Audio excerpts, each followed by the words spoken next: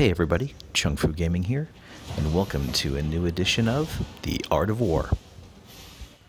I created the Art of War series to evaluate my play, as I've recently changed builds with my Deathgivers from dash to chain slash and going for an all-in damage build.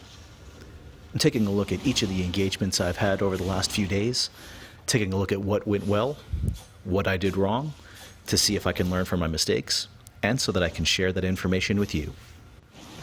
Leave a comment below with your thoughts on this series, and without further ado, let's get started. For our first engagement, we run across two faction flag players. One of them is a curse staff, and the other is a longbow. Normally, my primary target here would be the curse staff due to the root and the dot bleeds that they have, but in this particular case, the longbow was a little bit low to start, so I hit him with a quick W chain slash. One mistake I made here was that after hitting him with the chain slash, I didn't auto attack, which means my cape didn't proc to do additional damage to at least him and possibly the curse staff. Had I done that, I probably could have killed him instantly with another E. That was just a mistake that I won't make again. I think at this point, this is where I got a little greedy. I was thinking about going a little bit deeper for the bow, but if I did, I ran the risk of the curse staff leaving and me not securing both kills, so I switched targets to the curse staff, hit him with an E on the way out back down the hallway, containing them in that small area.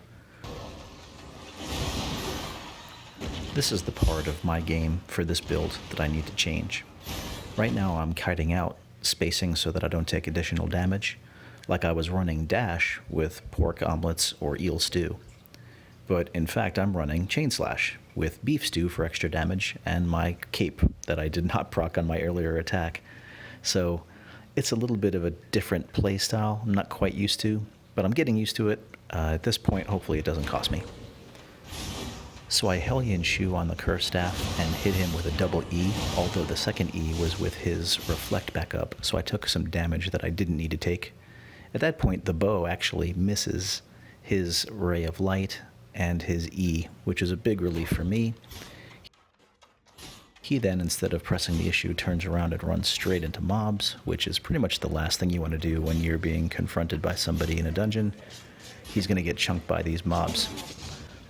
At this point, he's trying to A out, knowing he can't get out. I hit him with a quick W and E and finished the engagement. In this engagement, I come across a single faction flagged player with a normal bow. Normally, these would not be a problem for me. I don't expect this to be too much trouble. I start the engagement with a quick chain slash and an E, but again, I failed to auto attack and proc my cape, so it looks like this fight will be extended a little bit longer. My opponent then makes a pretty big mistake here. He pops his Gigantify while I'm spacing out. Normally you would want to save that for when I'm trying to land an E or a double E or even a chain slash. The fact that he popped it early is probably going to cost him. At this point my Hellion Shoes are still up and I ambush to wait out his Gigantify so that I can do a double E Stalker Hood combo to finish the fight.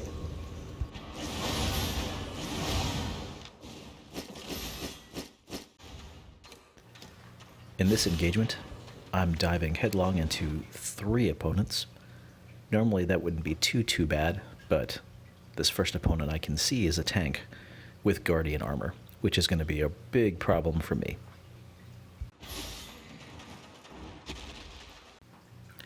The second target looks like they have a whaling bow, which is a pretty big relief for me, but I still don't know what the third target is carrying.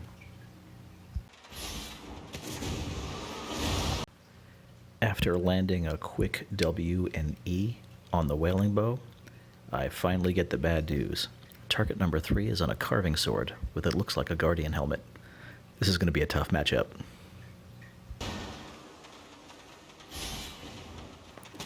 Once again, I miss an opportunity for an auto attack to have my cape proc and do damage to all 3 targets simultaneously.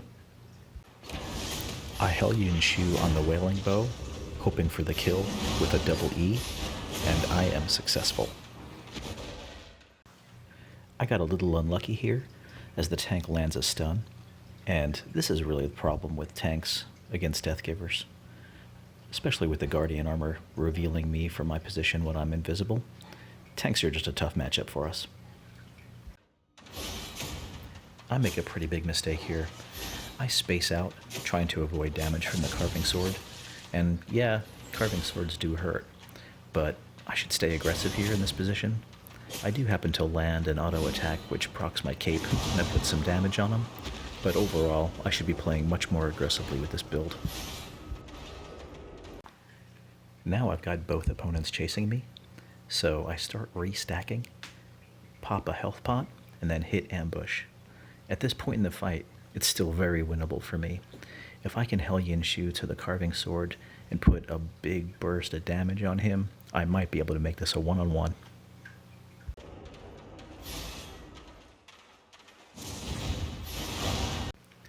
Unfortunately, I just made a huge mistake, and it's probably going to cost me this fight.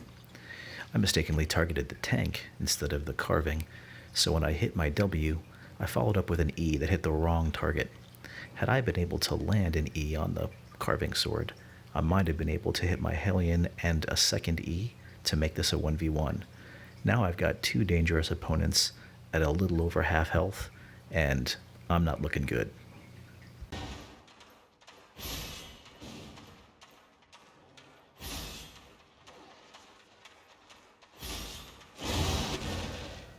This stun was pretty huge. It really sets me back.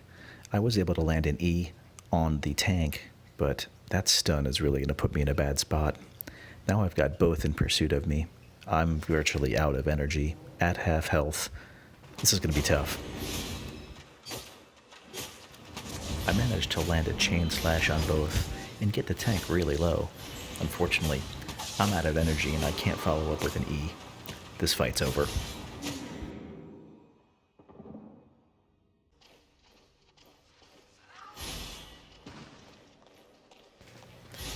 Here I find myself against one faction-flagged player, which is normally a relief, but a couple of things.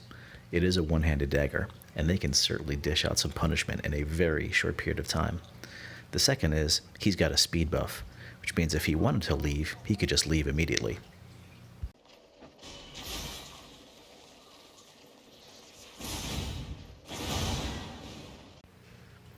I open the fight with a chain slash and an E, but unfortunately I'm too far away to land an auto attack to proc my cape. That speed buff basically makes it impossible for me to catch him, and it looks like he's just headed for the exit. I Hellion Shoe on him so he doesn't get too far away, but the second I do, he does a complete 180 and comes back. Looks like he wants to fight.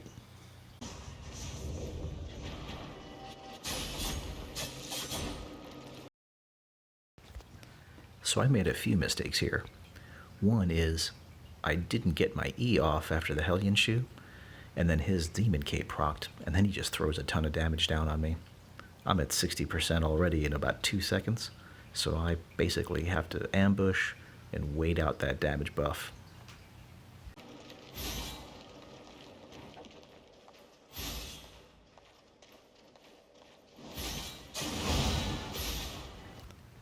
So the second mistake I made here was, coming out of ambush, I should have put down a chain slash and then a double E stalker hood combo, but at that point, all I did was E him, thinking that my cooldown for chain slash wasn't ready when it was. This allowed him to use that time to get distance from me, as well as pop his hunter hood. I popped my stalker thinking my second E would be good, but he's well out of range of it. Looks like this fight's gonna last a little longer.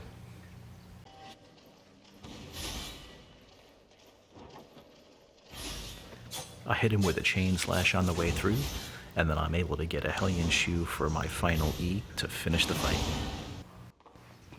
In this last fight, I'm up against two opponents, a broadsword and a curse staff. The broadsword looks a little low, plus he's got the boss on him.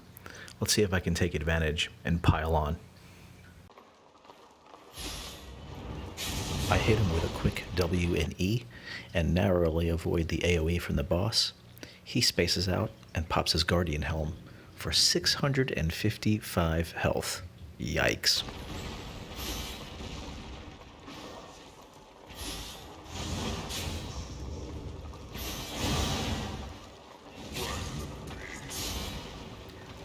As I space out and start to restack, I get caught in the Curse Staff AoE CC. I immediately then pop my ambush, waiting for my stacks to complete so I can put some damage on the Curse Staff. I hit the Curse Staff with a quick double E Stalker Hood combo, and then auto attack him as my cape procs for additional damage, and finish off the curse.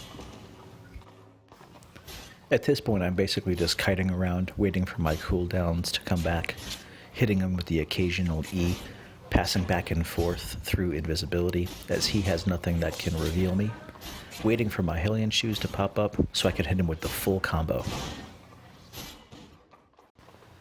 And now this is the true power of this Deathgiver build.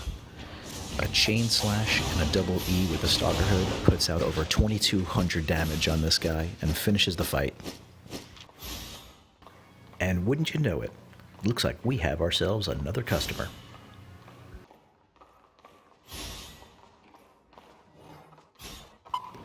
It looks like this third opponent has a Claymore. My energy is a little low, but hopefully it won't affect me too much. I spend the next 5 or 10 seconds basically just kiting around, hitting him with ease, baiting out his Hunter Hood defensive. Although near the end of this fight, I do run out of energy and have to kite back out, waiting for my Chain Slash to pop. But it was no problem. Finish him with the Chain Slash. Good fight. Thanks again for stopping by and checking out my Art of War Volume 2. Please leave a comment below. Let me know what you think of the new format, as I'm always interested in hearing your feedback. As always, go get some chunks.